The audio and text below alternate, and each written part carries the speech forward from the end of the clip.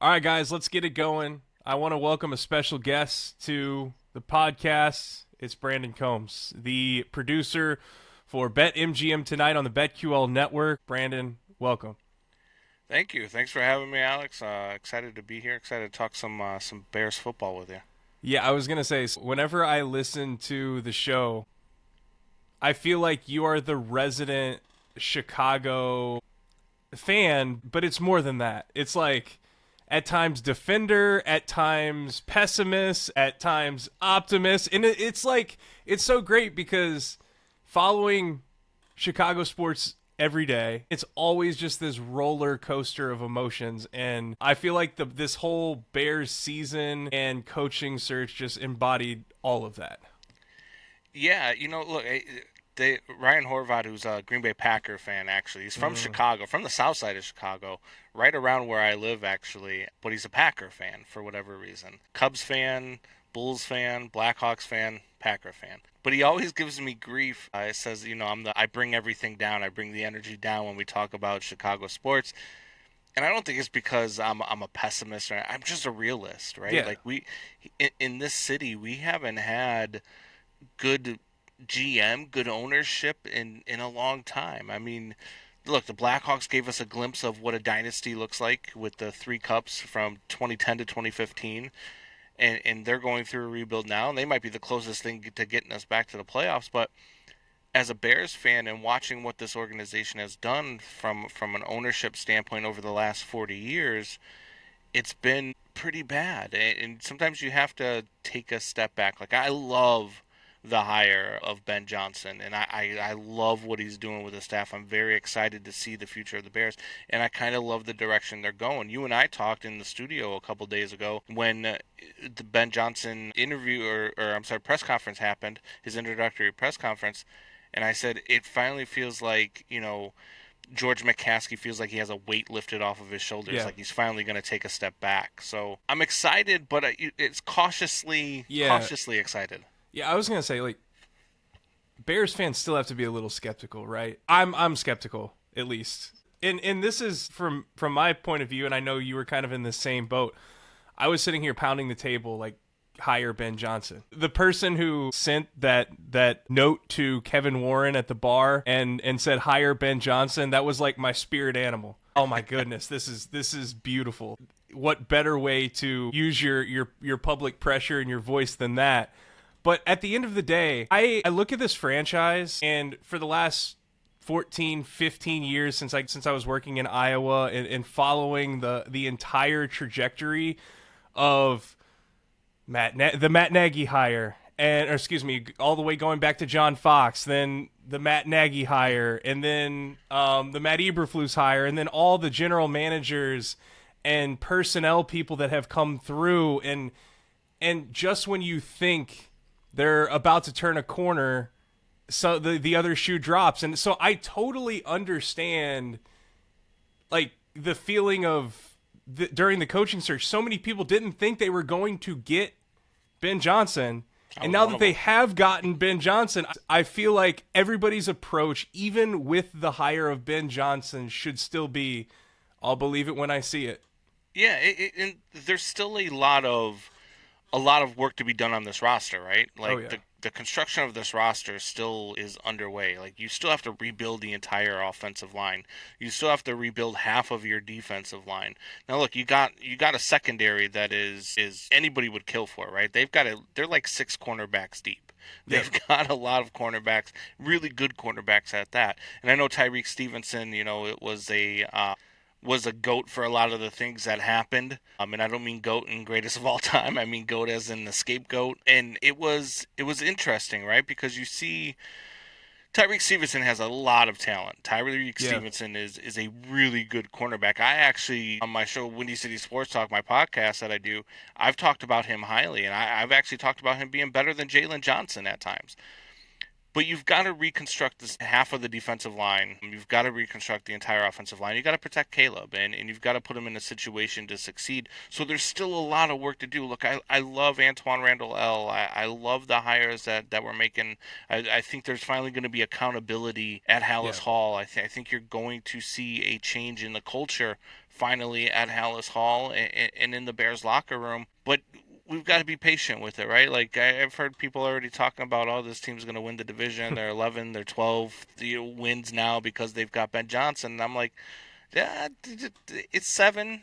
I'll go to 7, maybe 8. I'm not ready to say they're Hell, winning if the they get to division. 9 or 10, that'd be great. Oh, I think the point, like the last point that you made, is the what the new coaching staff can bring immediately, Yeah, and that's accountability. And Tyreek Stevenson was the perfect example of this to me, where I agree with you. I think he's a talented player, and that mistake in Washington, it's irrecoverable.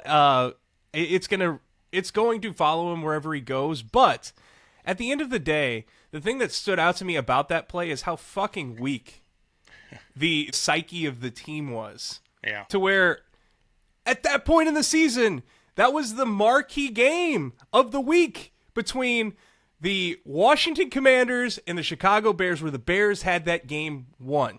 yeah. And they lose it, and then they lose 10 in a row. And oh, by the way, Washington goes to the NFC Championship game. It's just like this crazy butterfly effect where I'm looking back on that week. That was such a hyped game. All week we're talking about an important game early in the season and what it could mean for the playoff picture.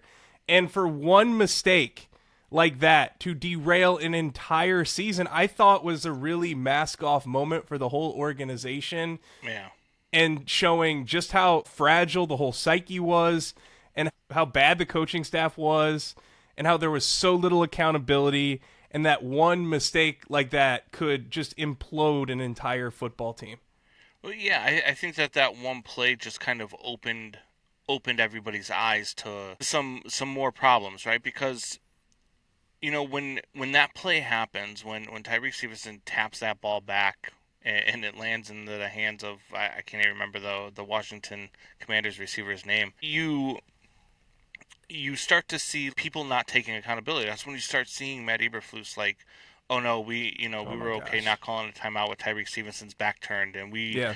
we like there was We were okay no. giving up that play beforehand where they gave up 15 easy yards Yeah. just so Washington even had a chance on that play. And when he said that play didn't matter, and then people were like, "Whoa, what? What are you talking about? That play doesn't matter. That puts them in range to throw it into the end zone. The throw, if you remember the throw lands on like the 4 or 5 yard line, Yeah. and then it gets tipped back into the end zone. Yeah. So if you put that back 15 more yards, the ball's tipped on the 20. Yeah. Like, If you give up 5 less yards on that play, yeah. the beforehand, that play doesn't happen. Yeah, and that's that what I think that just started opening media's eyes. And then what Yep. happens when the media gets a hold, they dig, man.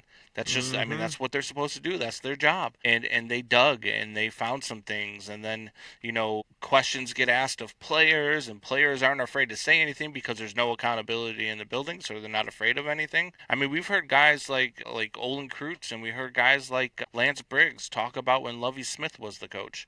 Mm-hmm. And it wasn't because Lovey was so big in stature that they were afraid of him. It's because Lovey wasn't afraid to take money out of their pockets. Yep. So they weren't going to say anything. They weren't going to do anything that got out of line because they were going to say, there's no accountability in the building. And now, Kevin Warren taking over. Give Kevin Warren his flowers. I was not sold on him. He's been here for 2 years now to build the stadium, and we're further away from building a stadium than we were when he was hired. But he is not, as the president of football operations, not going to be embarrassed by what is going on, and he wasn't going to be embarrassed by another busted coaching search. And give credit to George McCaskey for being Yeah. like, all right, if this is what you want to do, you go do it. I'm gonna take a back seat. And like I said, he looks like he is just like a weight has been lifted off his shoulders. He's like, wait, I can still make all the money I was making already anyway, and maybe even make more money, and I don't have to do anything. You guys are gonna do all the work. Here's the checkbook. Yeah. And I liked it. And That's what an owner should be. all it costs is a little bit extra, like $5 million more per year for a head coach. Yeah. And like look, that's a lot of money for us, and I'm not pretending to know the financial situations of all the McCaskies, but I do understand that owning an NFL team, $5 million, is literally couch cushion money. Yeah, you make that back in one game. Yeah, I mean, you make that back in the pregame.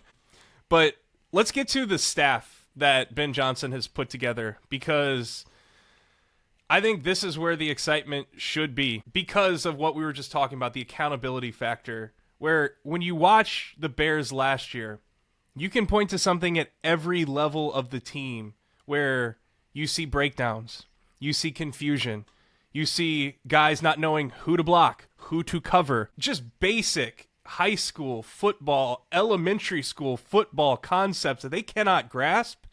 And not only that, clearly there was zero accountability, because the players have been talking about it all season long. Like, oh yeah, we want a coach who's going to hold us accountable, because clearly in practice, there's none of that. Right. And when you watch the people who break down the film, whether it's like Tim Jenkins or JT O'Sullivan, they're just dumbfounded. They're like, I can't figure out what the hell is going on here.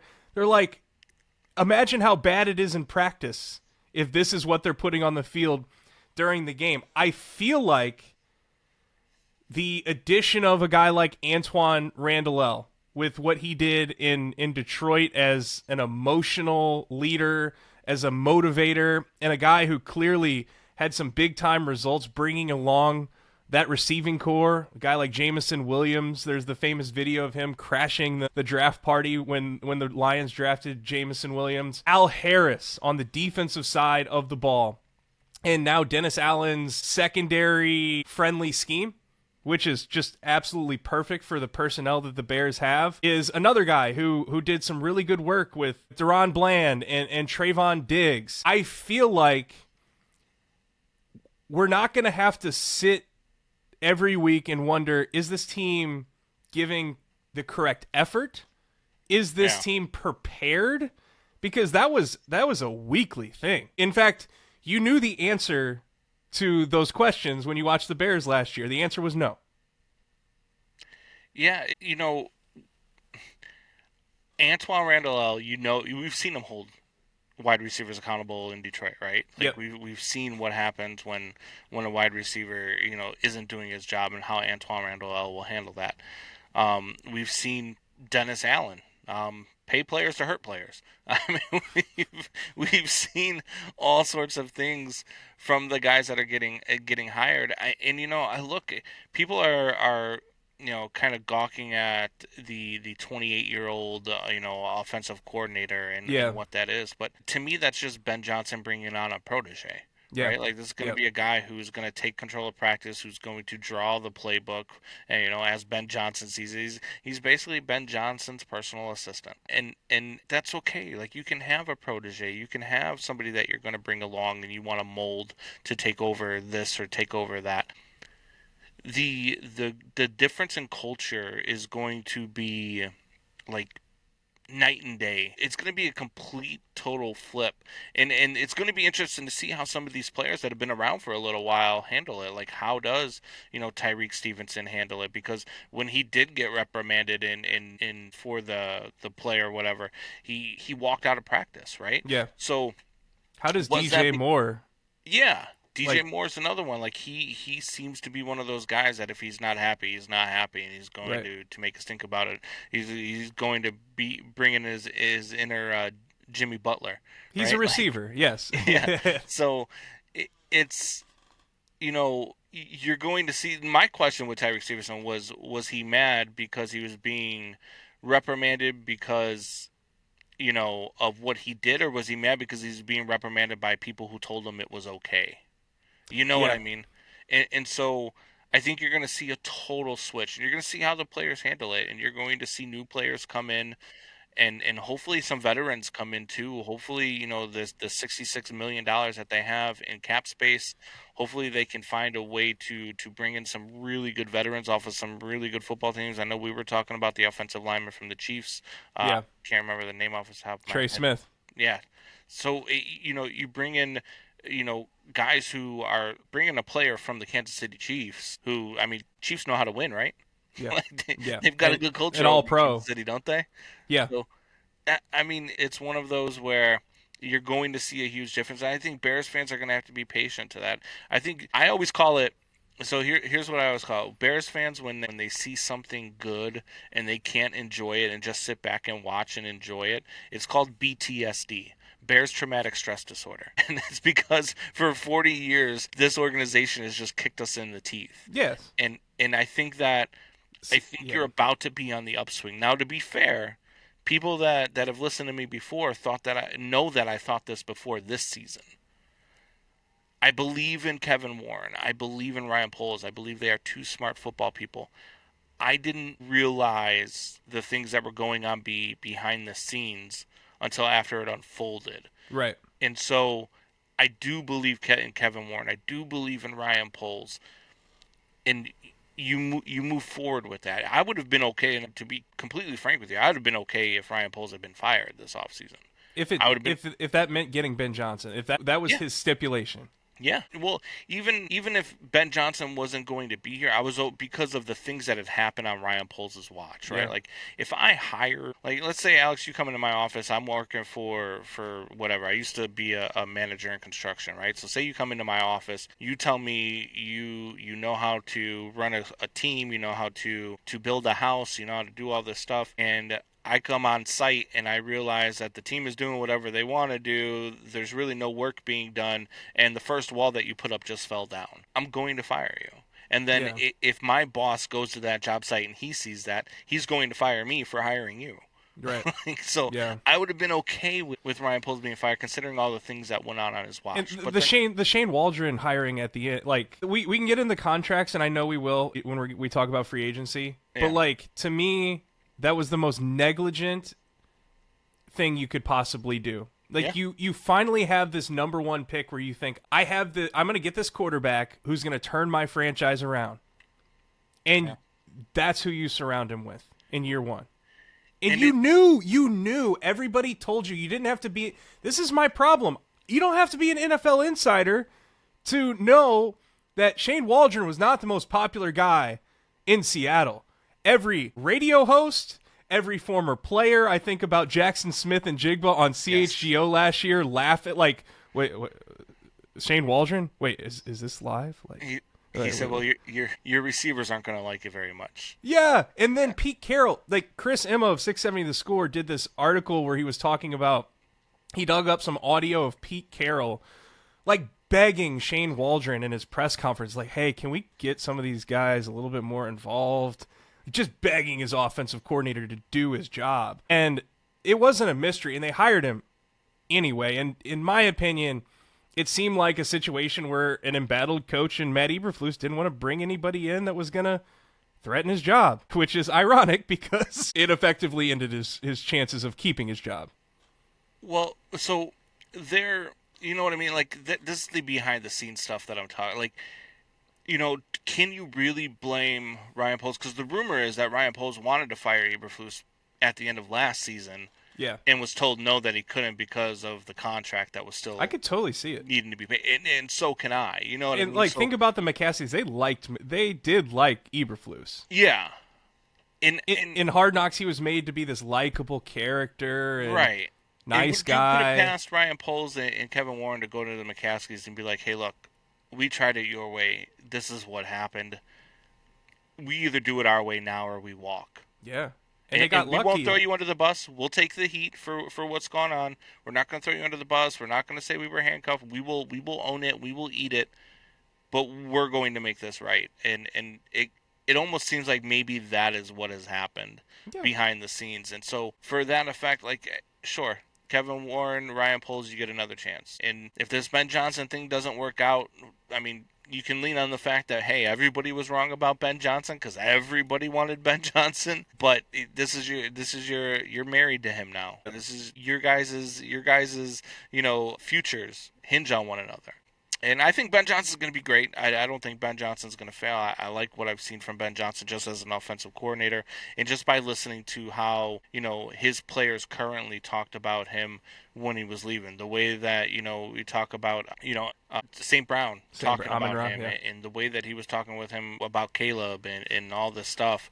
like it seems like his players wanted him to stay, and they still have a good Definitely. relationship with, St. Brown talking about, I told Ben, hey, we're gonna fuck you up twice a year, and Ben responded with, no, I'm gonna fuck you up twice a year. So they still have that good relationship, and that's what you like to see. You weren't seeing that stuff from Shane Waldron. You weren't seeing that stuff from Matt Eberflus. You didn't No. see anybody from Indianapolis when he left come out and talk about how they're going to miss him and how he's, without him, the defense isn't going to be the same. So, it's one of those things where you trust what's going on, you trust the process now, and you move forward, and you try not to let your BTSD beat you down too much. Yeah, and I did want to say one thing. You mentioned Declan Doyle, the Yeah. offensive coordinator, and I know that has been a point of consternation, and you did bring up a good point that the offensive coordinator under Ben Johnson is going to have very much a sort of an advisory role. He's going to be that guy early in the week who's breaking down the scouts of the team that they're facing, getting the install ready early in the week so that basically setting the table for Ben Johnson later in the week. And I know that there has been some consternation as he is the son of Chris Doyle, the former Iowa offensive line coach, and I worked in Iowa for 8 years. I lived in Iowa City for almost 10, and Declan Doyle actually worked at one of the bars that we used to do remote broadcasts at, and I was reaching out to my people just to try to see like what I could find about him. And if there's any concern that he's just this kid that grew up on third base and hit a triple, that's not what I'm hearing at all. I hear that he was a good kid, very smart, very prepared, very organized. Can he coach? We'll find out. Yeah. It's going to be an advisory role, but in case you're thinking, oh well, of course, people are going to say just nice things about, well, remember Brian Ferentz, the offensive coordinator, Kirk Ferentz's son? It didn't take too much digging to find out. I mean, even before all of the poor coaching, that there were some transgressions there that people were very readily available to talk about. So in this case, I don't think it's a concern at all, and I think that it's pretty cool to see Ben Johnson put together a staff with experienced guys like Dennis Allen, who is a head coach, former players like Al Harris and Antoine Randall, and then like an up-and-comer 28-year-old who was a student assistant at Iowa like 7 years ago, and is now an offensive coordinator in the NFL. It's a cool mixture of coaches. Yeah, no, it definitely is. The Al Harris hire, former Green Bay Packer. I mean that I love the hire because he was a great player in his own right, and I love the hire because it kind of sticks it to the Packers a little bit too, right? Yeah. Like we're gonna beat you twice a year, and it's gonna be with one of your former players as one of our coaches. I love everything that they put together from even like I said, Declan Doyle, being the protege from Dennis Allen, who look, he's a really good coordinator. Wasn't a great head coach, but there's Correct. been a lot of coordinators that have not We made don't. great We head don't. Bears coaches. don't need him to be a great head coach. Exactly, exactly. And then you're talking about Antoine Randall and the things that they're going to do now. Offensive coordinator, that's the head coach. Ben Johnson is the offensive Yeah. coordinator. Ben Johnson is going to call the plays. Ben Johnson is going to run this offense. Ben Johnson is going to make sure that everything is in order. He's just going to have a lot more on his plate than he was in Detroit, and so now he's got an extra set of eyes to take care of that for him in Declan Doyle. And beyond that, like you looking at the offensive line, I got excited this morning. I sent you a text message. I got duped by a tweet online. I would love to see Olin Kreutz as the offensive line. And I know there's a lot of burned bridges there with the McCaskies and Olin and trying to pay him $15 an hour and that type of stuff. I love Olin Kreutz, man. I would love to. I think he would make a great offensive line coach in the NFL. Um, but He whoever you get has to be I think has to be a former offensive lineman. Yeah, well, apparently Dan Roshar, the former offensive line coach in New Orleans, is one of the candidates that Brad Biggs of the Chicago Tribune has continually said that they're considering for the position. It's funny because my younger brother Gabe, he played at Memphis and was in minicamp in New Orleans in 2018. So he had like 4 days of practice with Dan Rochar, and by all accounts, a very good coach and somebody who has been a long time offensive line coach in the NFL of successful offensive lines, Yeah. like we saw in New Orleans. But to your point about Olin Kreutz, he's I would love to see him back involved in the organization in some capacity. Yeah, me too. I don't. I mean, I can count on one hand. I don't even know if I can count on one hand the amount of people that I've heard, listened to, met, interacted with. He's my coworker. And producing the pre-games and post-game shows for 2 years now has made me actively smarter. I have not met a football mind quite like that before. And yeah, he's a former offensive lineman, and he's wired a little bit different because he's a former offensive lineman. Like, Yeah. to play that position in the NFL for as long as he did, you gotta have a little bit of a edge. Like, I'm not breaking news here. So Yeah.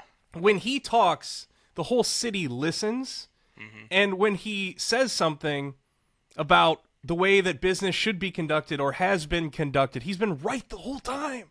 Yeah.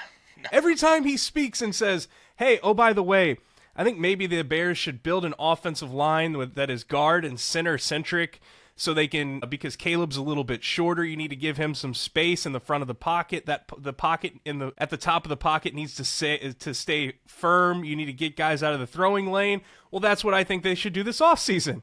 Yeah. Whenever he says, "Oh, the building is an issue because they keep hiring these outside consultants for coaching searches, like they did with Ernie Accorsi and Bill Polian, and they don't know what's going on with the building because they're not in the building every day." He's right. So I would love, in some capacity, to see those fences mended, those bridges mended, to Yeah. get him back involved with the organization, because what better football person could you find that's going to be able to represent your organization and consistently give you the type of information that you need to be successful, like Olin Kreutz? Yeah, and I just don't know that happens until after the McCaskies are out of the picture. I don't know if, and I really don't blame Olin for feeling the way that he did. I mean, No. what George McCaskey and the McCaskey family did to him, with that offer, it's a joke. And Yeah. And then calling him a liar. yeah, and it's an embarrassment. It's not good. And I don't blame Olin for feeling the way that he did. I would love to see Olin back with the Bears as well. I don't believe it'll ever happen until after the McCaskies no longer own it, which I don't think happens until Virginia passes on. Then I do think the McCaskies will sell. You have new ownership, you have a new stadium, and and the world will go around. But Olin's one of those guys who you're right. I mean, I've never worked with him. I've never gotten the pleasure of working with him.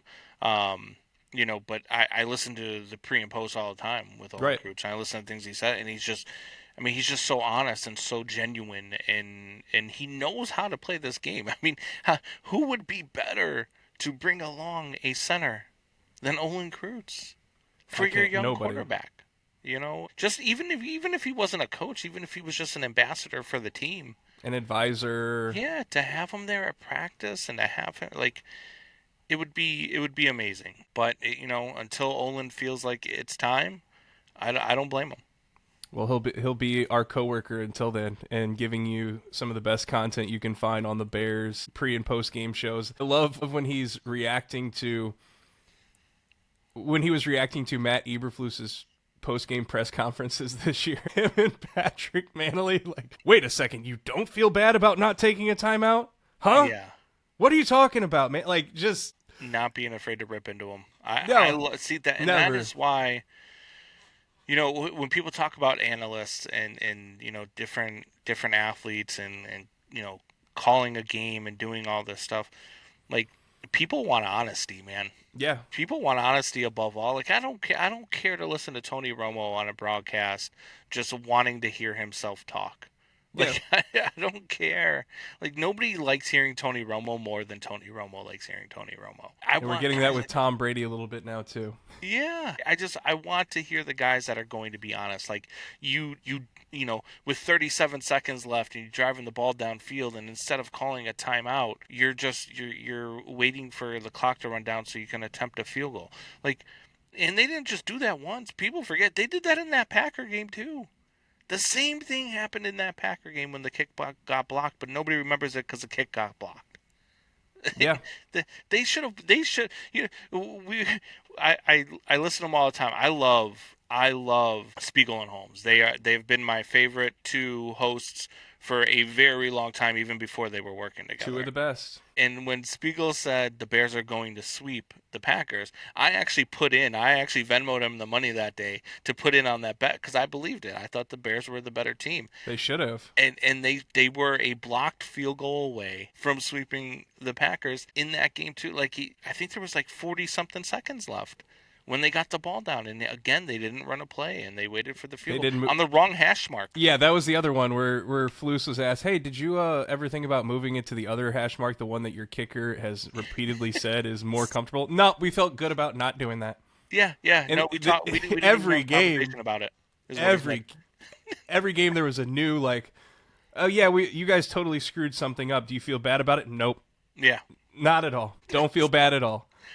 It's crazy. It was insane how, because you start thinking about it from a logical standpoint when you start looking at this stuff, and you start listening to things that people are trying to feed you on the broadcast, and you're just like, no, that's not, it's not normal. It's No. not, that's not logical thinking. It's not logical to leave a timeout on the board. It's not logical to just continue to run the clock down with 47 seconds left to try a deep field goal from the wrong hash mark. Yeah. It's just not. These are things that when you know the game, you're not dumb enough to look at it and be like, oh yeah, no, yeah, that's normal. Like Tony La Russa walking a guy with a 1-2 count and then questioning the reporter when he asked him about it afterwards, like it was normal. Like you just don't do it. And these things always happen in Chicago. I don't get it. Well, the thing with Flus, and I'm not gonna do revisionist history because honestly, if they would have fired him last year, I would have told them to do exactly the same thing that they did in this coaching cycle, and that's hire Ben Johnson. So. Yeah. They got their guy. Did they get lucky? Yeah, a little bit. Ben Johnson was like, okay, I'm not going to go to Washington. I'm going to sit this one out, wait till the next coaching cycle, and the rest is history. All because he's a Cubs fan. All because he's been coming to Chicago and going to Wrigley for 10 years. And there are photos out there. If you don't believe him, he is not lying. But this was stuff that was happening like last year too, and the year before. Yeah. Where I remember when Montez Sweat, they traded for Montez Sweat, and he was playing a less of a percentage of the snaps than he was playing in Washington at first. Yeah. And they're like, hey, Flus, why are you not playing this guy? And he's like, that's just the way we do it. Yeah. Like, no, that's not a satisfactory answer. You just paid this guy $100 million. He's your best defensive player, and you're playing him less than what he was playing in Washington. And it starts from the top, right? Because even George McCaskey put his foot in his mouth earlier in the season when he said that he was disappointed that fans were selling their tickets to Lions fans, and then it turns out that he sold his suite to a Lions reporter. Yeah, he sold it to Derek Stevens, the CEO of Circa, who's a Lions fan. So it's always like the sound bites, and I'm just so glad that they got Ben Johnson, because those sound bites of that post-season press conference where Kevin Warren's like, this is going to be the most coveted job in the league, and George McCaskey, when he was asked about alignment, saying, no, that's never been an issue. No coach has ever asked for us to be for a GM to be on the same timeline. If Ben Johnson would have gone to the Raiders, I mean, I'm just do alternative headlines. I don't know how this Bears brass, how they would have recovered. Yeah.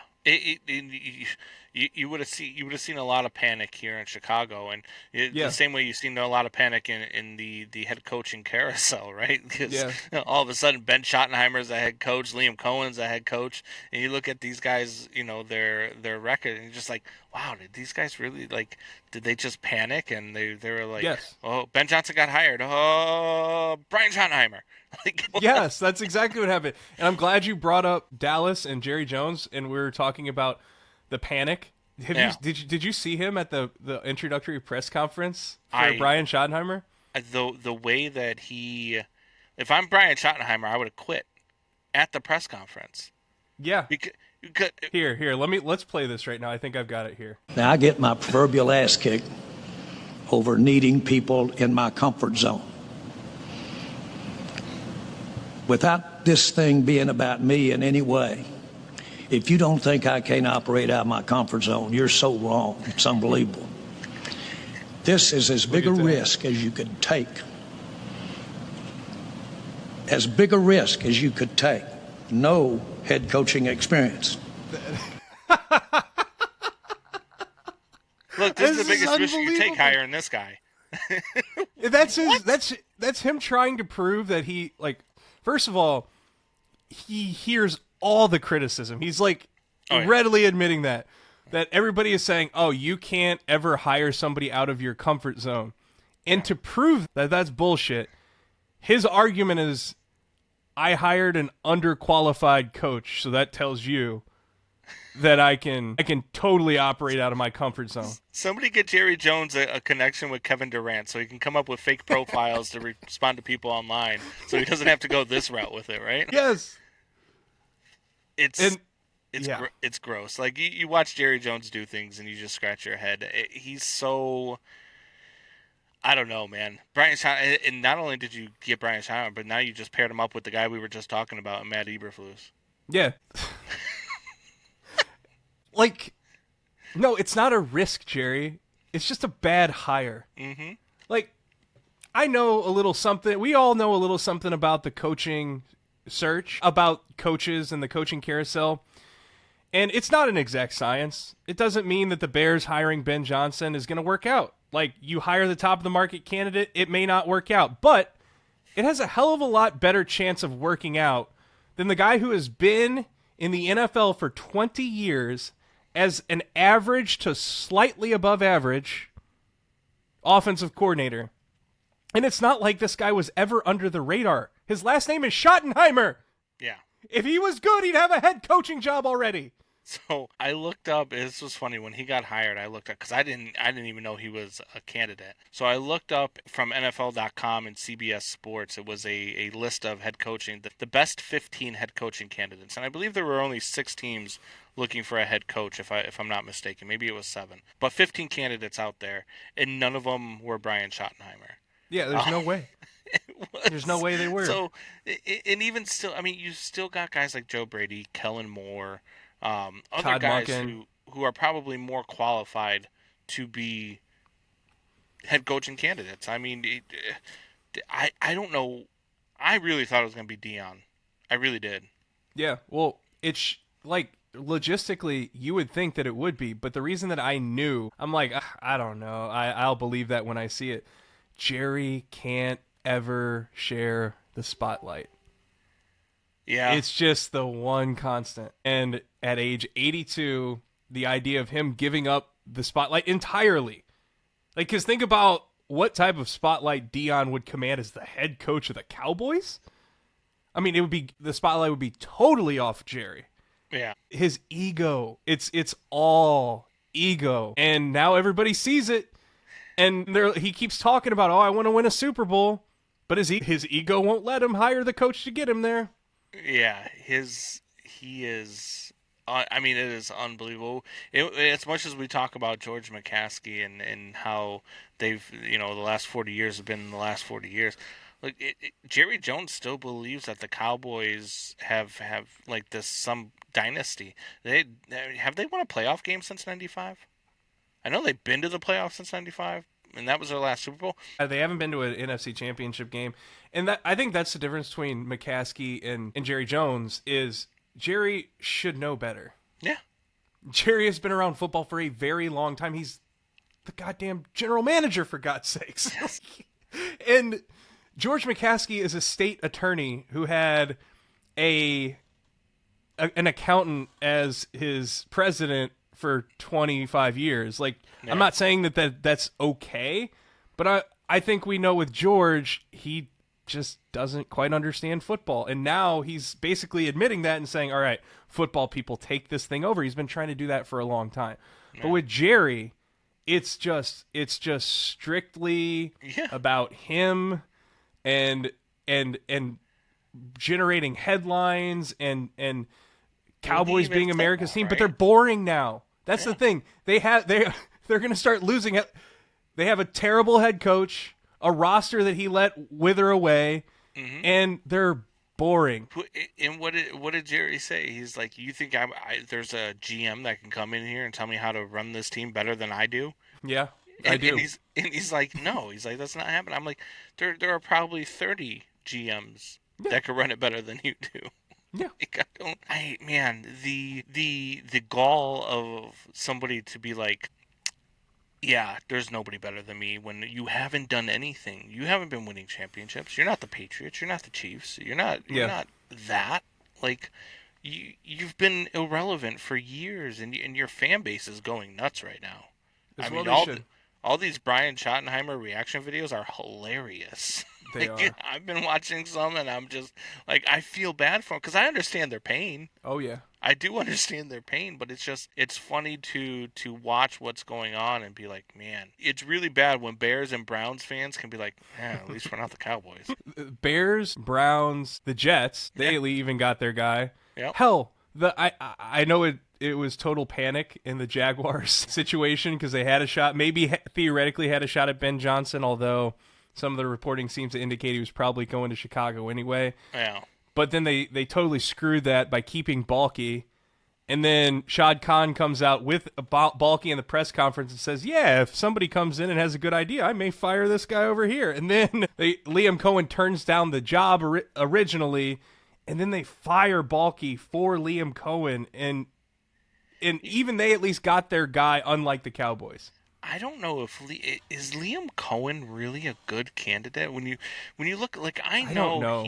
I know he had a good season in Tampa Bay. Tampa Bay had a good season, and I know Baker had a great. I think Baker was good anyway. I think no matter who the offensive coordinator was, Baker was going to be Baker.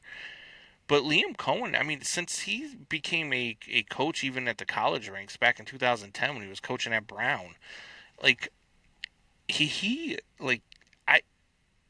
one time very unproven. He's been with a team for longer than 1 year.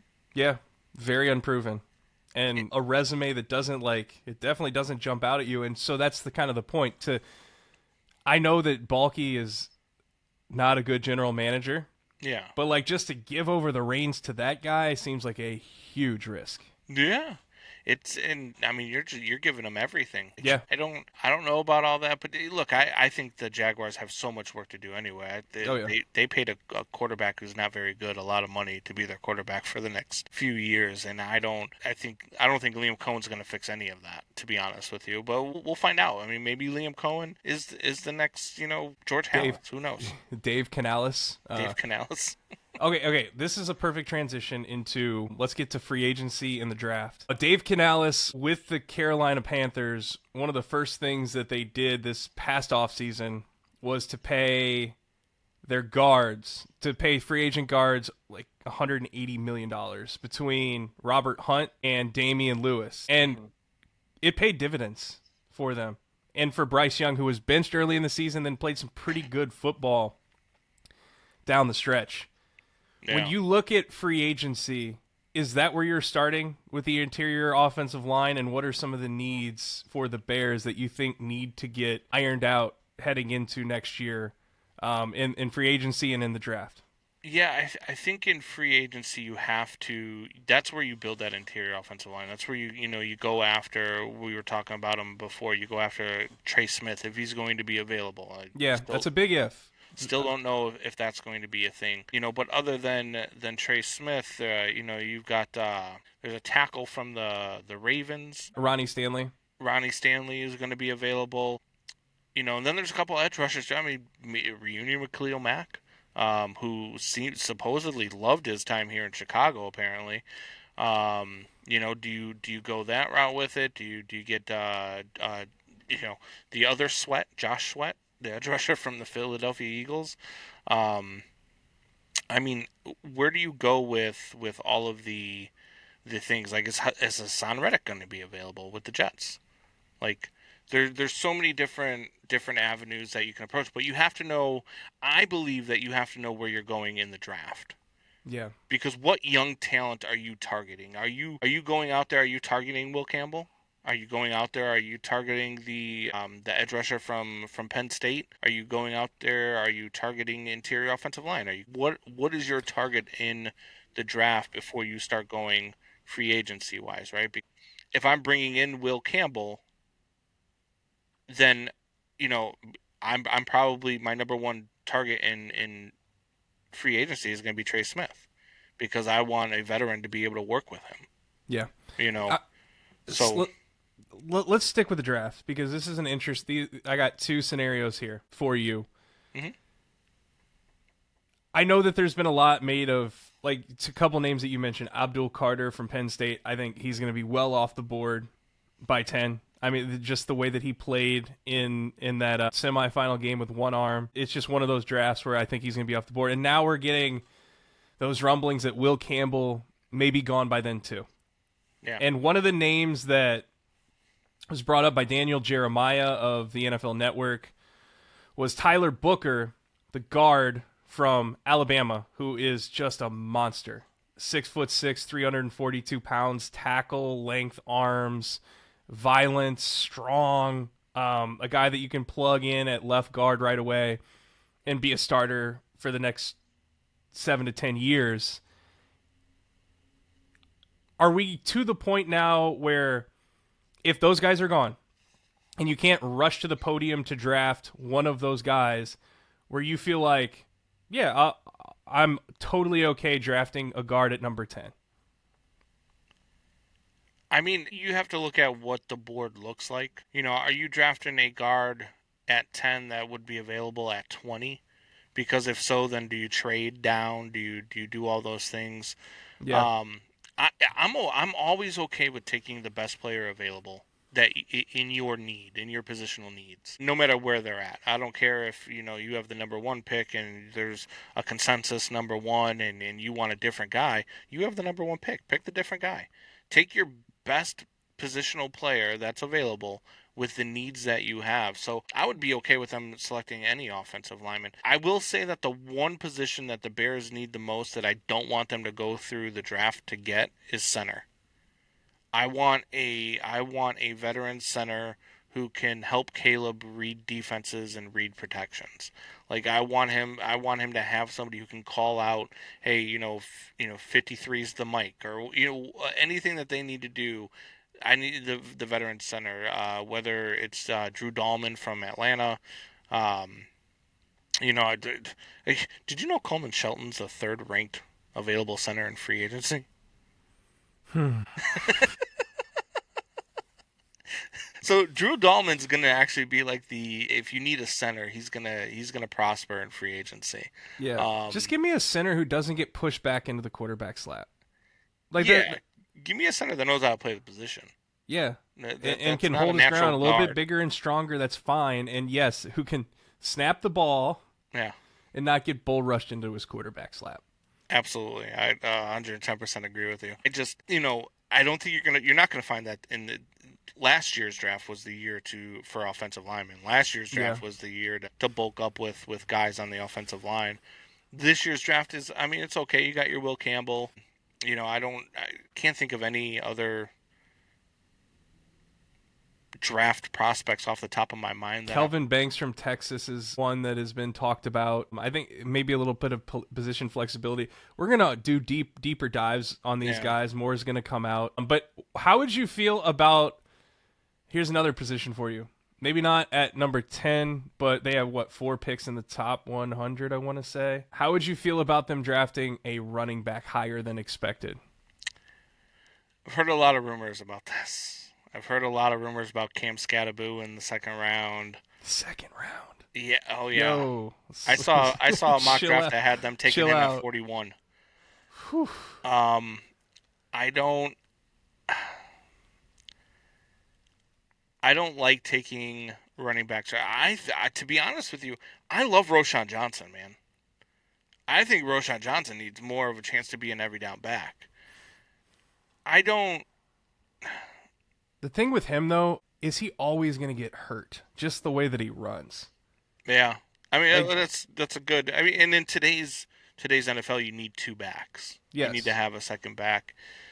I just don't know if I'm going with, you know, you look at Cam Scatterbo. I look at college football differently I look at than a lot of people look at college football, right? Like, I wasn't a believer in Trevor Lawrence when he came out of college. I didn't think his game was going to translate into the NFL, and so far he's been about what I thought that he would be in the NFL. Same thing with Cam Scatterbo. Like, it's all good and well when you play for Arizona State and you're able to put up these numbers, or even the running back over Boise at Boise State, State, Ashton Genty. Ashton Genty, human highlight film in Yeah. college. But you're in the Mountain West Conference. Like, Yeah. you're not going to see those defenses. So how much of that 200 yards per game is going to translate into NFL yards? And I worry about taking guys that high in the draft. If you're not going to go with offensive line, you're not going with edge rusher. None of those guys are available at 10, and you're dead set on like, even in the second round, I'm looking more at like a wide receiver. I'm looking at more weapons for Caleb, somebody that fits to his style. I I think there's nuance with the running back position because people are going to point to the Lions drafting Jahmyr Gibbs. Mm-hmm. If there's a Jahmyr Gibbs like talent available, then draft them. If there's a Josh Jacobs talent available, then draft them. But I don't think that there is. Yeah. And I'm kind of with you on Ashton Genty. I'm not drafting him at number 10. No. I may draft him at 25 or 30, but I'm not drafting him at 10. No. And so, like, you look at this running back class and Quishon Judkins and Travion Henderson from Ohio State, Caleb Johnson from Iowa is a good player, but just none of those game breaker types. Jeremiah Love is not available in this draft. If he were available, that may be a guy you feel like, oh, that's a round one talent. But I don't see that in this draft. But I do think the Bears have got to address that position. And they've let it wither away since Demo walked, and to bring DeAndre Swift in to be your every down back was another situation where it was a strike to me against polls that people don't talk about a whole lot. 3 years, $26 million guaranteed for a guy who you knew was not a good between the tackles runner, not even a really willing between the tackles runner. And if you're going to spend all this money at the guard position, you've got to address having a guy where I don't care if he doesn't have breakaway speed, a guy that can run the ball between the tackles and keep defenses honest. Otherwise, what's the point in investing all that time and resources and money on the interior offensive line? Yeah, and that's, I mean, 10 picks. I'm going with 10 offensive linemen. Like, that's where I want the Bears to go. I want the Bears to pick the 10 best offensive linemen with all 10 of their picks and build an offensive line out of those guys. Like, that's just where it's come to with the offensive line play has just been so poor over the last, I don't know, 5, 6, 7 years. So if you're looking to who was the guard from Georgia too, Tate Ratledge? I mean, like, if I'm in the second round and he's available, I'm not taking Cam Scatterbo. I'm taking him. Yeah, like, look at the Packers. Yeah. That's how they stay competitive without ever spending a dime on skill position players, usually, especially receivers. And when they in doubt, draft depth at offensive line. Yeah. And when develop. in doubt, if there's an offensive lineman from Notre Dame available, you take him because they just churn out offensive linemen. That's all that they produce. They don't produce national champions, but they produce offensive linemen. Oh, they had a good year. I know. I love my Irish. I'm still disappointed. I get it. Eventually you'll look back and be like, oh, that was a great season. But Brandon, thank you so much, man. Why don't you tell people how they can hear you on the airwaves and your podcast?